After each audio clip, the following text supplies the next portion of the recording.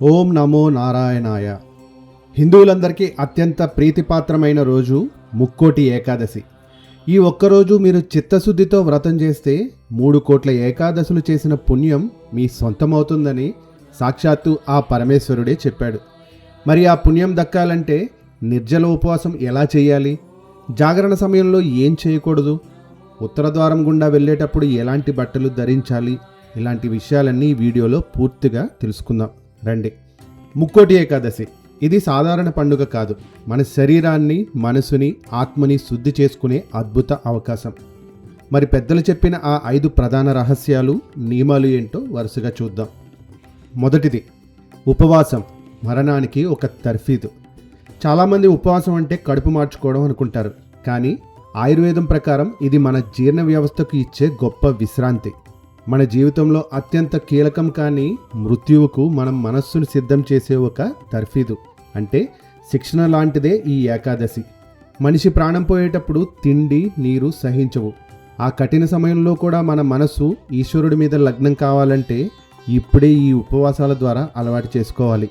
అంటే ఏకాదశి ఉపవాసం అంతిమ ప్రయాణానికి ఒక రిహార్సల్ లాంటిదేనమాట. రెండవది, కఠినమైన నియమాలు. నిర్జల ఉపవాసం అంటే ఏంటో చూద్దాం.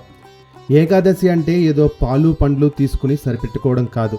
మన శక్తి ఉన్నంత వరకు నిర్జల ఉపవాసం అంటే మంచినీళ్లు కూడా తాగకుండా ఉండటమే ఉత్తమం. అంతకంటే ముఖ్యమైన విషయం ఏంటంటే ఉపవాసం రోజు వంటగది జోలికి కూడా వెళ్ళకూడదు. బియ్యం కడగడం, కూరగాయలు తరగడం లాంటివి కూడా చేయకూడదు. గుర్తుపెట్టుకోండి, శరీరాన్ని శుష్కింప చేయడమే శుద్ధ ఉపవాసం, మనస్సుని దేవుడిపై నిలపడమే సత్కందాశ్రవణం. ఈ 2 ఉంటేనే ఏకాదశి సంపూర్ణం. ఇక మూడవది, జాగరణ. ద్వాదశి పారణ ఉపవాసం ఎంత ముఖ్యమో నిద్రపోకుండా చేసే జాగరణ కూడా అంతే ముఖ్యం. ఏకాదశి తిథి ఉన్నంతసేపు విష్ణునామస్మరణతో గడపాలి. ఒక్కరే చేయడం కష్టం కాబట్టి గుడిలో సామూహికంగా విష్ణు సహస్రనామం పారాయణం చేయడం మంచిది. ఇక చాలామంది చేసే తప్పు పారణలో ఆలస్యం చేయడం. ద్వాదశి తిథి వెళ్ళిపోకముందే దేవునికి మహానైవేద్యం పెట్టి భోజనం చేయాలి, అప్పుడే వ్రతఫలం దక్కుతుంది. నాలుగవది, ఉత్తర ద్వార దర్శనం. వైకుంఠ ఏకాదశి అనగానే ఉత్తర ద్వార దర్శనం గుర్తొస్తుంది. ఎందుకు ఉత్తర దిక్కే? దక్షిణ దిక్కు యమస్థానం, ఉత్తర దిక్కు కైలాసం అంటే మోక్షం. ఉత్తర ద్వారం గుండా వెళ్ళడం అంటే మరణం తర్వాత మనకు యమలోకం వద్దు, వైకుంఠం కావాలని కోరుకోవడం. ఇక్కడ చిన్న నియమం ఉంది. ఉత్తర ద్వారం గుండా వెళ్ళేటప్పుడు మనం ముందు నడవకూడదు. సాంప్రదాయ వస్త్రాలు అంటే పంచా ఉత్తరాయణం ధరించి స్వామివారి పల్లకి వెనక లేదా ఉత్సవమూర్తి వెనక నడుస్తూ వెళ్ళాలి.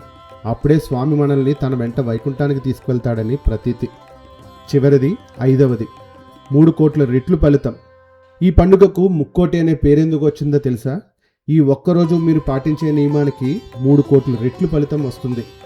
ఒక తులసి దళం సమర్పిస్తే 3 కోట్ల తులసి దళాల పుణ్యం. ఒక్కసారి ఓం నమో నారాయణ అని జపిస్తే 3 కోట్ల సార్లు జపించిన ఫలితం వస్తుంది. అందుకే ఈ అద్భుతమైన అవకాశాన్ని వదులుకోకండి. ఈ ఏకాదశి నాడు భక్తి శ్రద్ధలతో స్వామిని పూజించండి, మోక్షాన్ని పొందండి. ఈ వీడియో కనుక మీకు నచ్చితే లైక్ చేయండి. ఇలాంటి మరిన్ని ఆధ్యాత్మిక విశేషాల కోసం మన ఛానల్ని మాత్రం సబ్స్క్రైబ్ చేసుకోవడం మాత్రం మర్చిపోకండి. సర్వే జనా సుఖినో భవంతు. జై శ్రీమన్నారాయణ.